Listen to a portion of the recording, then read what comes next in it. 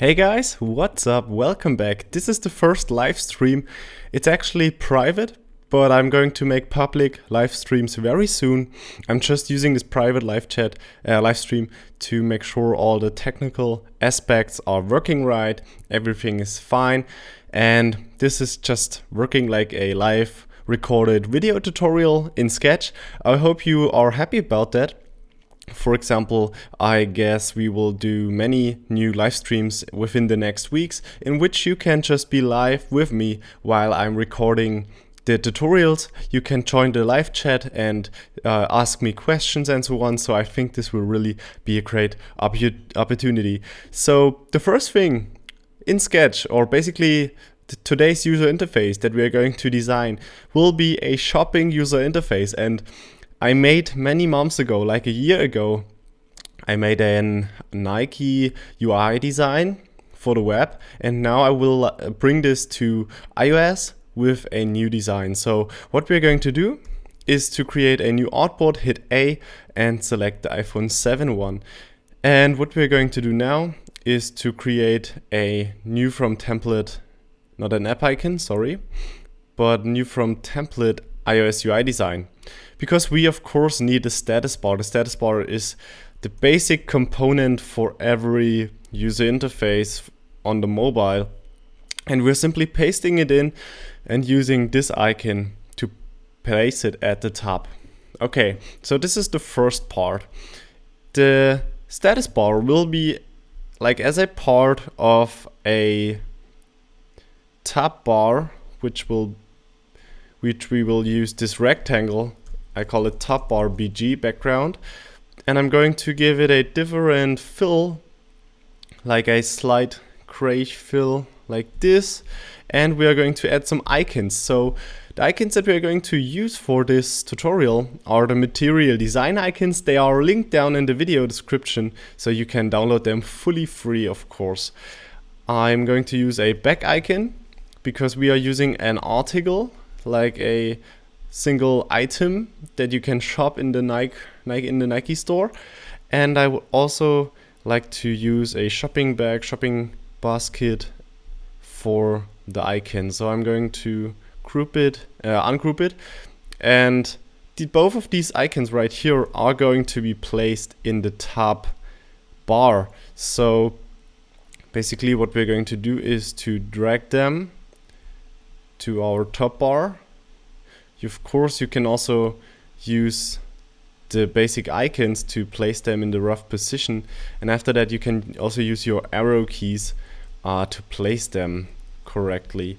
So just like that, place them in we can also turn in some guides, some rulers. So one ruler will be right here and the other one will be right there. These are our boundaries within we are placing our icons, and basically all the other aspects and items. So place them like this, that's fine. And I'm going to make the top bar a little bit smaller, just around like this. I'm going to also grab both of these icons and change the visibility just a little bit so we don't get that much emphasis on them.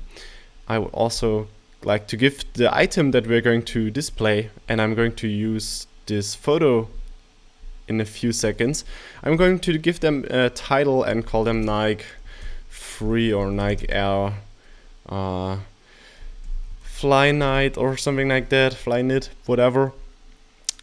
Give them a basic name, use the font you like, and just basically, maybe you have some corporate design restrictions, then go for the font that you are supposed to use. So I'm grouping this up, calling it top bar. And the next thing is to place in the photo. The photo will be placed into a mask. So I'm going to create a new rectangle. I'm starting to drag it right here, and I'm dragging it all over the interface. Make sure that you have a 0 in the pixels right there. I'm going to get rid of the border. Oops. And I'm going to make sure that we have enough space at the bottom to add some more details about the article, about the item, and to, for example, to display the size and so on, and to add it to your bag. So this is going to be the mask. We can already say it should be a mask, and we can simply right now drag in our photo and it's just within our mask. So what we are now able to do is to make sure we drag it in the correct position. We have a PNG here. Change the size a little bit like that. And since we have a PNG, we can really do some awesome stuff. And for example, what we can do is to copy it below the actual layer, below the actual image. We can change the size, make it really big, to around like this, and we can work with some blur. Maybe we can fill out a cool background effect, which will look kind of nice. You can change the opacity as well. I would also like to change the filling to white or to a just slightly grayish fill. You can also, of course, work with one of these colors from the actual photo, but yeah, just make sure you get it right. You get a cool style for the background. So maybe it will even look more beautiful. So we could just leave it without a blur. We could paste in like a really a high amount, and we can also just go for something like 5 pixels there. I'm going to hide the rulers for now so we can get a better impression of our actual design. And I think for now this already looks very good. We are going to group this up, calling it middle or content. I think content is better. And I would also like to add some more dots, these indicators which show on which product photo we are currently at. So I'm going to place some of these owls next to each other. Oops, maybe like go for five of these, like that, or 4, whatever. Group them up as well, indicators, and select this icon to center them up. Now, of course, one of these icons should have like a border or anything, so the user is really able to see which owl on which photo he's currently at. So we can also make them white, make them black, just make them visible, of course, that's very important. We could also pick one of these colors again. Maybe this will look like kind of cool. And this is the active one, so maybe we are going for a light fill or a darker fill, whatever. I'm going to give it a light fill like this. I think this looks kind of cool. Okay, so what we are now doing is to add the bottom part. Now the bottom part will feature, as I said, some details about the shoe, about the article, and I'm going to create a new rectangle for that. Just like that. Place it around here and drag it all over the user interface. I'm going to change it to white. Even though the actual background is white, I like to have some layers for the content. I'm grouping it up and call it bottom. Simply bottom. Okay, this bottom background shouldn't be hidden, should be visible. And I would like to display some more content, some more text content. So I'm basically just copying the title, and we can also drag it down very easily. Okay, so I'm going to give it like a category. So this is like a running man shoe or something like that. Of course, I would also like to make sure we can work with these titles or descriptions even better. So I'm going to change the alignment to center and center them up. I'm going to do the same with the top title, because if I'm just copying it right now again and I still want it to be centered and I'm changing the content of this text field like this, you see that it's still centered. And if I'm doing the same with a left aligned text field, you see that I have to like select it again after I finished and put this on. So what we're going to do is to, as I said, just align it in a centered way, and to say the price is like $280, just like that. I'm going to make it a little bit smaller. This one is just fine. And I would like to display some different sizes. So for the sizes, I would like to go with ovals again. Hit O to create new ovals, and simply go for a style that you like. I would like to display only a border right now with no fill. Size BG, just like that. And I would like to display a number. So I'm going to use the European numbers. Not sure how the sizes are in the US. I guess like US 13 or something like that. Yeah, I could also just go with the US sizes. I don't know. Doesn't really matter. Just like that. And that's the first number. But I would also like to give it the same fill as our background, as our border, and make it a little bit darker like that.